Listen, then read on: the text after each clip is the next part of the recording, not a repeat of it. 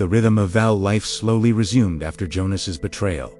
But trust was fragile. Shadows clung to conversations, and laughter always held a trace of caution. Isaac, guided by his faith and Bramble's loyalty, kept moving forward, helping wherever he could, seeking to restore not just what was lost, but hope itself. One late summer evening, clouds gathered heavy and dark above the hills. A storm was coming, one the valley hadn't seen in decades. Isaac felt its approach not just through the tremble in the wind, but in the hush that settled upon the land. Bramble grew restless, pacing outside the cottage, ears flattened and tail flicking with unease. Villagers rushed to secure their homes, to gather food and candles, to huddle together in the chapel. Isaac was asked to help with the children, comforting them with soothing stories and prayers. As the storm bore down, lightning forked the sky, and rain battered the earth, threatening to wash away the crops and flood the river. Suddenly, amidst the roar,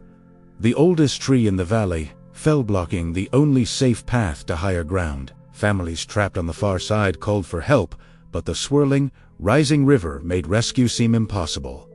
Panic erupted. Mothers wailed for their children, fathers struggled against the fierce current, and despair threatened to tear the community apart. Isaac, sensing the urgency, knew that with the path blocked, only someone who knew the land by heart and could move swiftly could guide rescuers safely. Without hesitation, Isaac volunteered, with Bramble trotting faithfully beside him. "We cannot see the storm's end," Isaac told the villagers, undaunted, "but we can walk toward each other, step by step." With ropes and lanterns, Isaac and Bramble started across the flooded, debris-choked fields. Bramble's instincts guided them. The donkey remembered every dip, every ditch, and the secret byways etched into the soil from years of shared walks. Except now, the paths were treacherous mud sucked at their feet, water crashed against their sides, sharp sticks and stones hid beneath the deluge. As Isaac felt the cold, relentless water, he remembered every lesson his mother had ever whispered.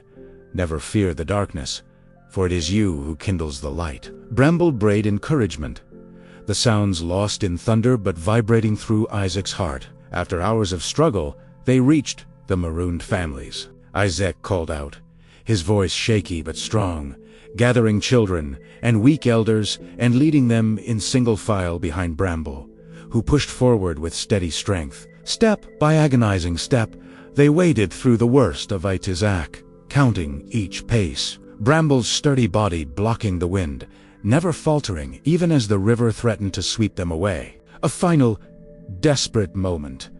A child slipped, the current ripping her from the line. Isaac, moving instinctively, reached for her, but the darkness and cold were overwhelming. Bramble lunged, gripping the child's torn cloak with his teeth, pulling her back to safety. Together, Isaac and Bramble formed a living bridge, one with faith, one with sheer, stubborn loyalty. At last, soaked and exhausted, the whole group reached the chapel, where the villagers hurried to warm and thank them. The storm raged on, but inside, the valley's people sang prayers of gratitude, holding one another and believing for the first time in months that mercy was stronger than fear. Isaac collapsed from exhaustion as Bramble curled beside him, sheltering him from the drafts. And nuzzling his hand, Isaac realized the truth.